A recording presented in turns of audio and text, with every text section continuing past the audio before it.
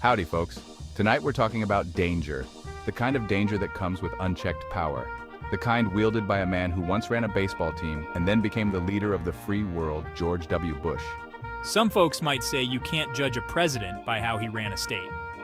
But those folks clearly haven't seen W in action.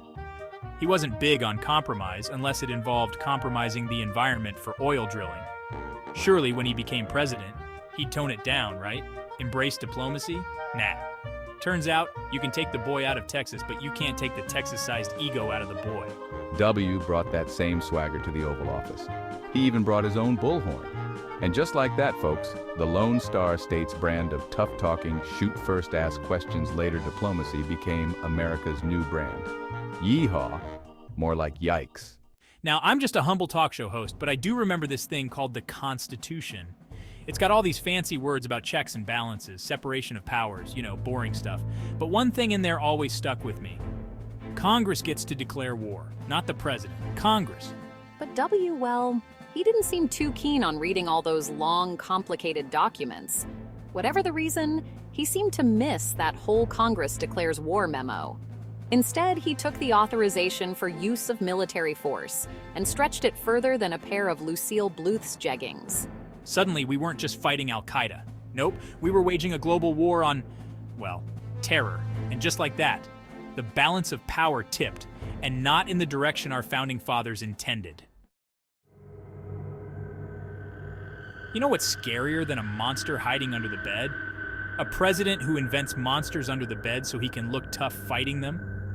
And W, well, he was all about preemptive strikes. Forget waiting for actual evidence of a threat. We had to strike first, ask questions later. Why wait for someone to throw a punch when you can just punch them in the face while they're still eating their cereal? That's the Bush doctrine, folks. Of course, this whole preemptive thing only works if you know who to punch. And that's where things got a little messy. Turns out, finding those weapons of mass destruction in Iraq was a bit like finding a sober Lindsay Lohan at a Hollywood after-party. But hey, who needs evidence when you've got fear on your side? And W knew how to whip up a good old-fashioned panic. He told us Saddam Hussein was in cahoots with Al-Qaeda, developing nukes and about to unleash a world of hurt.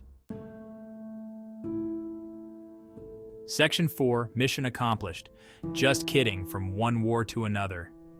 Remember that whole mission accomplished banner? Yeah, about that.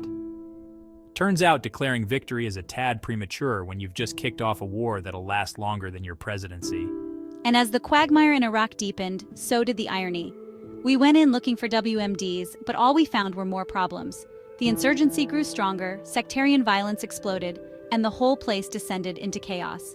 Meanwhile, back at the ranch, or White House, the focus shifted away from the real threat, Al-Qaeda, and onto this new self-inflicted mess in the Middle East.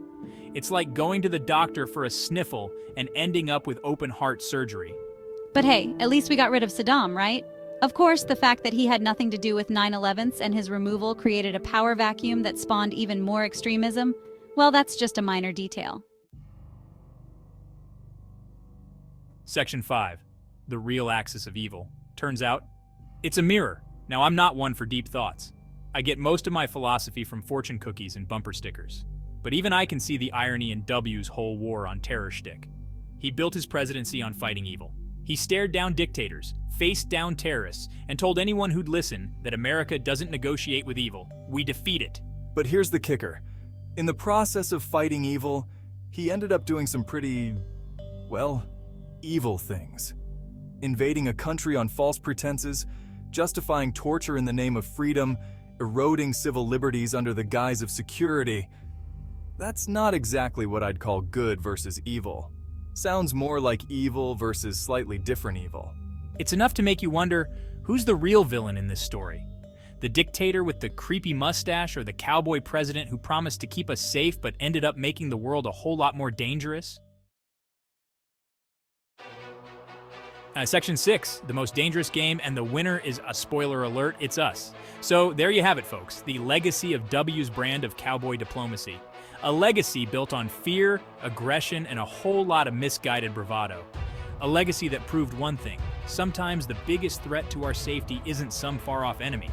It's the decisions we make in the name of fighting that enemy.